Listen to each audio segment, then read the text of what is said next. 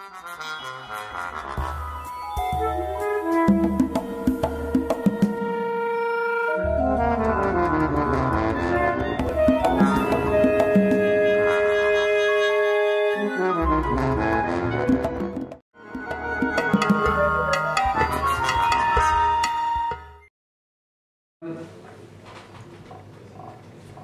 running a business.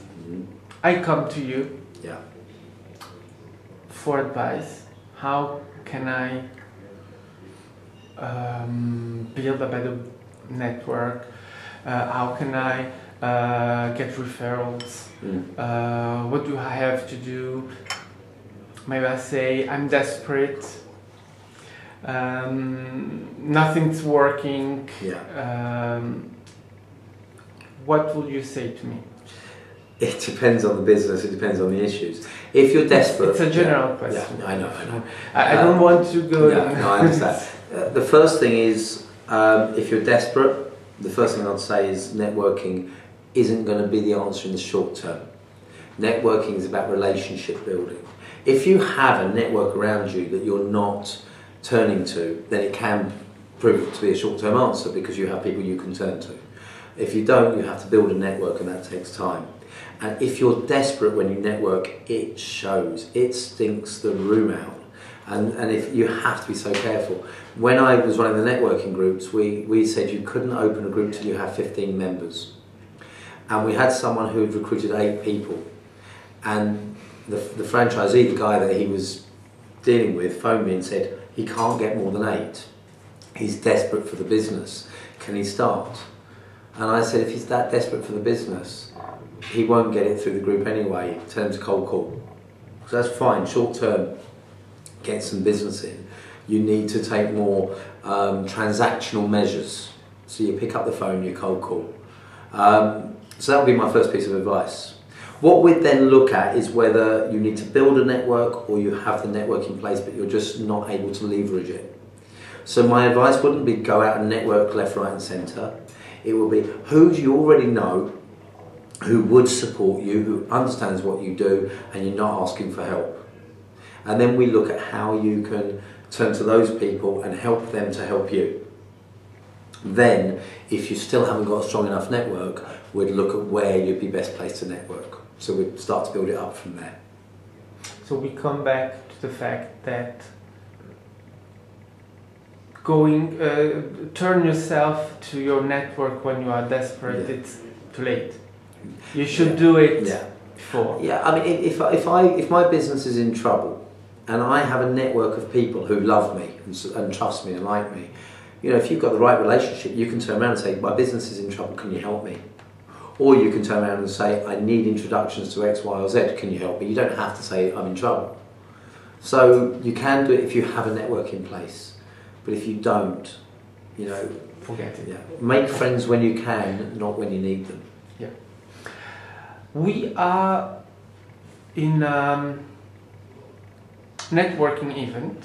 We are talking. We said, okay, we'll go then. Would you talk with me? Okay, right. We schedule a meeting there. There's a lot of people around. Yeah.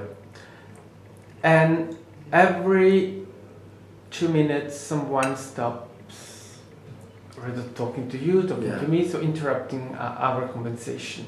Yeah. What do you do? The same person or different people? Different people. Or the same. If we're having a conversation that I want to continue and it's the wrong environment, I would ask you for your business card, and I say, look, you know, obviously this isn't the right time to go deeper. Can I contact you tomorrow? Let's arrange to have a coffee. Or even these days, both get our phones out and put a date in the diary. If your body language is closed, so we're talking face to face, and it's not easy for people to join us, hopefully that would certainly send a signal out to people who understand body language not to approach.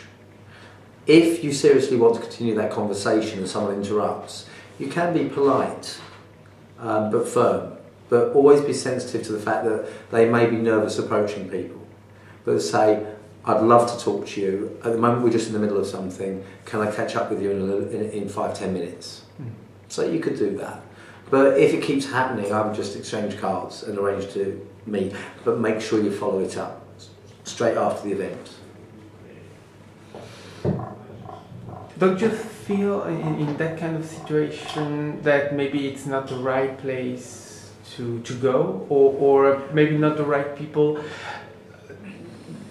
that people doesn't understand that there's something going on, and doesn't it bother you? It depends why you're there. You should know before you go to an event whether it's the right event for you, or know how to judge whether it is. You know, I go to one event on a regular basis where it's packed out with really top quality people, really, you know, high flyers in all sorts of industries, and the person who runs it is brilliant at this stuff, but the way she runs it, it is just pure networking. It is bang, bang, work the room, and it's really high energy, but you get some phenomenal contacts. But I know when I go there, I'm not going to relax and have a 20-minute conversation with someone. I'm going to be interrupted. So just the fact that people are coming up to you all the time doesn't mean it's a bad event. It just means that's not the place to have that conversation. So I know if I go there, whereas a lot of events I'll go to and I know X, Y and Z are going to be there and I want to catch up with them. If I go to those events, I know I'm going to meet a lot of people. So, you know, you get the feel, you understand what your objective is from the event, and you judge it on that.